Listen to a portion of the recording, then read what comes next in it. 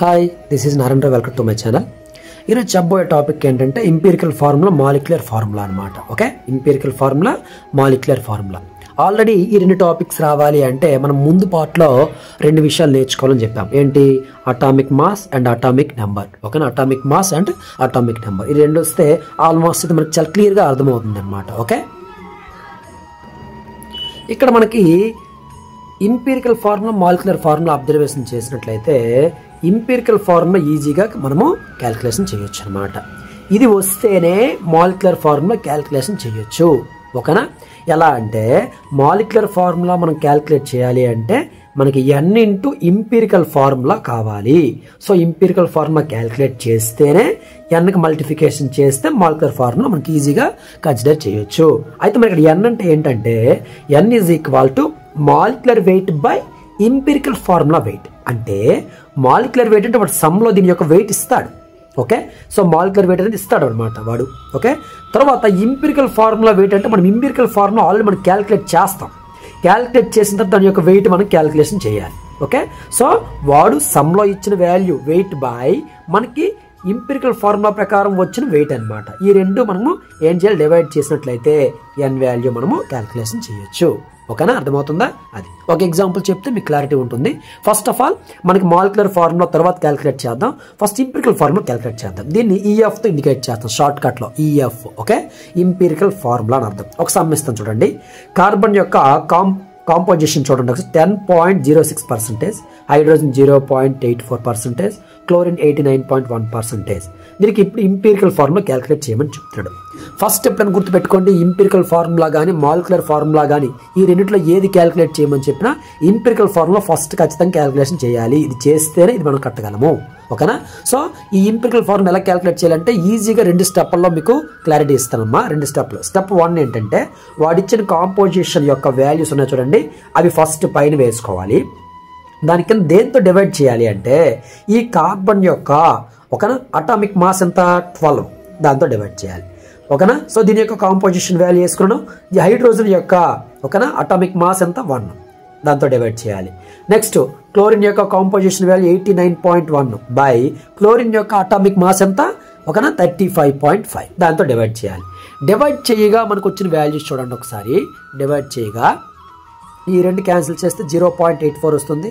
ఓకేనా? తర్వాత ఇక్కడ ఈ రెండు క్యాన్సిల్ 0.84, ఈ రెండు క్యాన్సిల్ చేస్తే 2.50 వస్తుంది. ఓకేనా? అది. సో సెకండ్ స్టెప్లో ఏం చేద్దాం? సెకండ్ స్టెప్లో ఏం చేయాలి అంటే ఇక్కడ మనకు వచ్చిన 3 వాల్యూస్ ఉన్నాయి కదా, ఈ 3 వాల్యూస్లో లీస్ట్ వాల్యూ ఎంత 0.84. చూడండి, లీస్ట్ వాల్యూ 0.84, దాంతో డివైడ్ చేయాలి. ఓకేనా? సెకండ్ స్టెప్లో అదే చేయాలన్నమాట. ఓకే, అంటే 0.84 బై 0.84, 0.84 బై 0.84, ఇది 2.50 బై 0.84. ఓకేనా? డివైడ్ చేసి చూడండి ఒకసారి. డివైడ్ చేస్తే మనకి ఎంత వస్తుంది? ఈ రెండు క్యాన్సిల్ అవుతాయి 1 వస్తుంది, ఈ రెండు క్యాన్సిల్ అవుతాయి 1 వస్తుంది.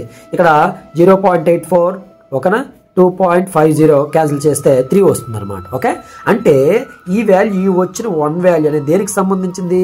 స్టార్టింగ్లో తీసుకుని దేనికి సంబంధించిన కాంపోజిషన్ వాల్యూ ఇది కార్బన్కి. సో ఇక్కడ దాని అర్థం ఏంటంటే కార్బన్స్ అనేవి 1 ఉన్నట్టు అనమాట. కార్బన్ యొక్క ఆటమ్స్ అని 1 ఉన్నట్టు అనమాట. నెక్స్ట్ ఇక్కడ వచ్చిన వాల్యూ 1 వచ్చింది. అంటే దేని యొక్క కాంపోజిషన్కి సంబంధించి చేసాను చూడండి ఒకసారి.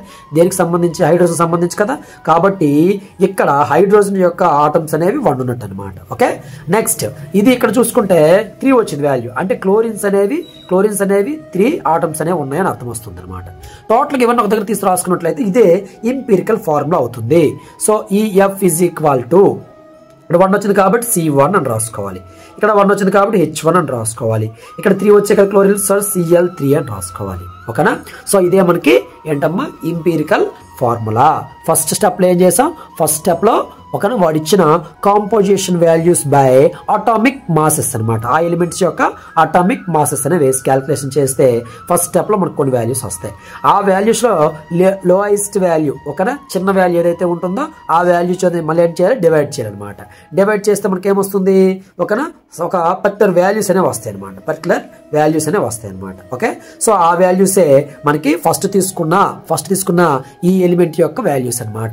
అంటే కార్బన్స్ అనేవి ఒకే ఒకటి ఉందని అర్థం, హైడ్రోజన్ అనేది ఒకే ఒకటి ఉందని అర్థం, క్లోరిన్స్ అనేవి 3 ఉన్నాయని అర్థం వస్తుంది అనమాట. సో అవన్నీ ఒక దగ్గర రాసుకుంటే అదే ఇంపీరికల్ ఫార్ములా. సో ఇంపీరికల్ ఫార్ములా అనేది చాలా ఈజీగా మనం కన్సిడర్ చేసుకోవచ్చు, క్యాల్కులేషన్ చేసుకోవచ్చు. ఓకేనా, మీకు ఇంకొక ఎగ్జాంపుల్ అనేది ఇస్తాను చూడండి ఒకసారి. ఈ కింద ఇంకొక ఎగ్జాంపుల్ రాశాను. ఇదిగోండి, ఈ ఎగ్జాంపుల్లో మీరు మ్యాక్సిమం చేయడానికి ప్రయత్నించండి. ఇక్కడ potassium 26.57, chromium 35.36, oxygen 38.07 empirical formula calculate చేయమంటాడు. వీటి యొక్క అటామిక్ మాస్ అనేది మీకు తెలియదు కాబట్టి ఇక్కడ నేను రాశాను. Atomic potassium 39, chromium 52, oxygen 16. Okay, so దీని యొక్క ఆన్సర్ ఎంత రావాలంటే K2Cr2O7 అనేది రావాలన్నమాట. ఓకేనా, కాబట్టి ఒక్కసారి క్యాల్కులేషన్ చేయడానికి ప్రయత్నించండి. ఓకేనా, మ్యాక్సిమం ఇక్కడ ఒక చిన్న విషయం ఏంటంటే, ఫర్ ఎగ్జాంపుల్ ఇక్కడ చూడండి ఒకసారి, ఆటమ్స్ అని 1 వచ్చాయి, ఇక్కడ 1 వచ్చింది, ఇక్కడ 3 వచ్చింది, ప్రాబ్లం లేదు.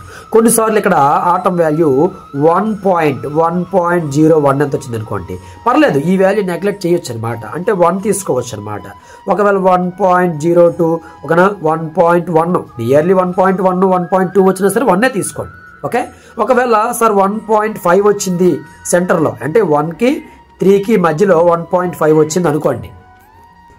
ఓకే, సో ఈ విధంగా 1, 3కి మధ్యలో 1.5 వచ్చింది అనుకోండి, అంటే 1, 3 కాదు, 1, 2కి 1.5 మధ్యలో వచ్చింది అనుకో. ఇప్పుడు ఇది 1 తీసుకోవాలా సార్, 2 తీసుకోవాలా సార్ అని మీకు ఎవరికైనా సరే డౌట్ రావచ్చు. ఓకేనా, అప్పుడు ఏం చేస్తారంటే, ఫర్ ఎగ్జాంపుల్గా ఇక్కడ చూడండి రాస్తాను మీకోసం, సరదాగా ఒక ఎగ్జాంపుల్ ఇక్కడ రాసాను చూడండి. ఇక్కడ K 1.5, Cr 1.5, 0 ఆక్సిజన్ 2 వచ్చింది అనుకోండి ఫర్ ఎగ్జాంపుల్గా.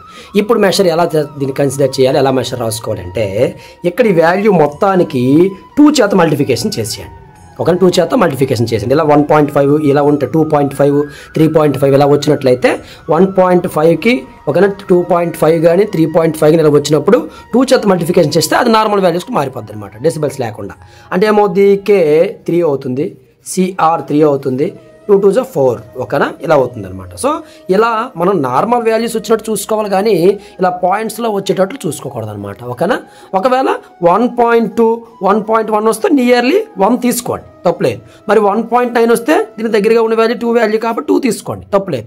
కానీ 1.5 అనేది మధ్యలో ఉండిపోయింది కాబట్టి ఖచ్చితంగా 2 చేత మల్టిఫికేషన్ చేసేస్తే మనకి నార్మల్ వాల్యూస్ అనేవి వచ్చేస్తాయి అనమాట. ఓకే, ఈ విధంగా చేయడానికి ప్రయత్నించాలి. సో ఇది మనకి ఇంపిరికల్ ఫార్ములాకి సంబంధించిన మ్యాటర్ అనమాట. ఓకే, ఇంకా ఏవైనా మీకు ఇంపిరికల్ ఫార్ములాకి సంబంధించి మీకు టెక్స్ట్ బుక్లో కానీ మెటీరియల్లో కానీ ఒకనా ఇంపార్టెంట్ సమ్స్ అనేవి ఉంటే నేను చెప్పే మోడల్లో చేయడానికి ప్రయత్నించండి. ఓకేనా, ఇది ఇంపిరికల్ ఫార్ములాకి సంబంధించిన మ్యాటర్ అనమాట. ఓకే.